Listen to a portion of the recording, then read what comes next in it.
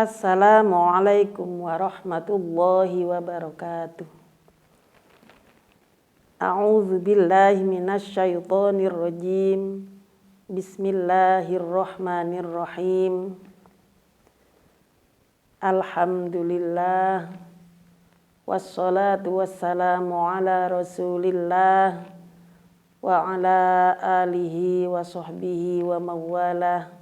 La haula wa la quwwata illa billah. Pemirsa Sumber Kondo TV yang sangat berbahagia, alhamdulillahirabbil alamin, kita dapat dipertemukan kembali dalam keadaan sehat walafiat. Sehat jasmani juga sehat ruhani kita. Kita sehat jasmani saja tentunya belum cukup. Kalau kita sehat jasmani juga sehat rohani, maka itulah yang membawa kita kebahagiaan dunia dan akhirat. Semua adalah pemberian dari Allah Subhanahu wa Ta'ala yang wajib kita syukuri. Syukur bukan hanya kita membaca alhamdulillah saja, tapi harus kita realisasikan dengan taat perintah Allah Subhanahu wa Ta'ala. Di antara salah satu perintah Allah Subhanahu wa Ta'ala adalah perbuatan yang baik, yang biasa di Al-Quran disebutkan amilus sholihah. Di Al-Quran beberapa kali disebutkan innal ladzina amanu wa 'amilus sholihati wa aqamus sholata wa atuz zakata lahum ajruhum 'inda rabbihim wa la khaufun 'alaihim wa la hum yahzanun. Itu terdapat di surat Al-Baqarah ayat 277. Innal ladzina amanu, sesungguhnya orang-orang yang beriman. Tidak hanya beriman, kelanjutan ayat wa amilus sholihah.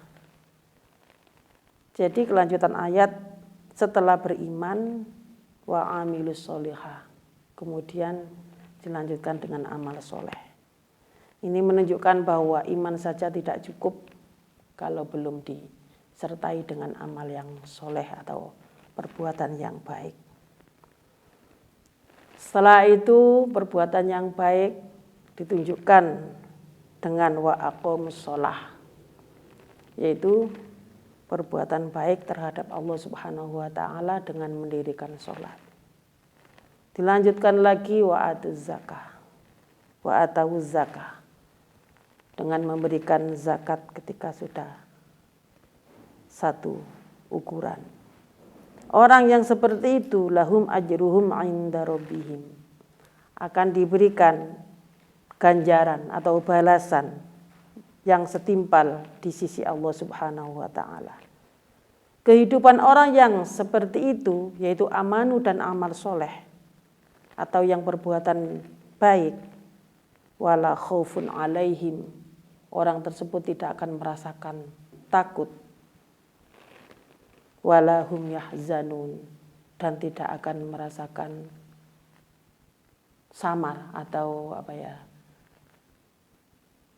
yahzanun, takut dan khawatir. Hadirin pemirsa Sumber Kondo TV yang sangat kami muliakan. Di ayat lain disebutkan innal ladzina amanu wa 'amilus sholihati yahdihim rabbuhum biimanihim tajri min tahtihimul anhar fi jannatin na'im. Sesungguhnya orang yang beriman dan dilanjut dengan amal soleh, orang tersebut senantiasa diberikan hidayah oleh Allah Subhanahu wa Ta'ala dengan imannya tersebut. Tempatnya pasti di surga na'im yang dibawanya mengalir beberapa sungai. Jadi intinya amal soleh adalah sangat penting. Perbuatan baik adalah sangat penting. Karena apa? karena Allah sudah banyak berbuat baik kepada kita semua.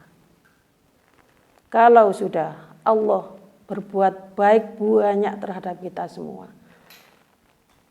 bahkan diri kita, semua ini adalah semua berkat nikmat dari Allah Subhanahu wa Ta'ala.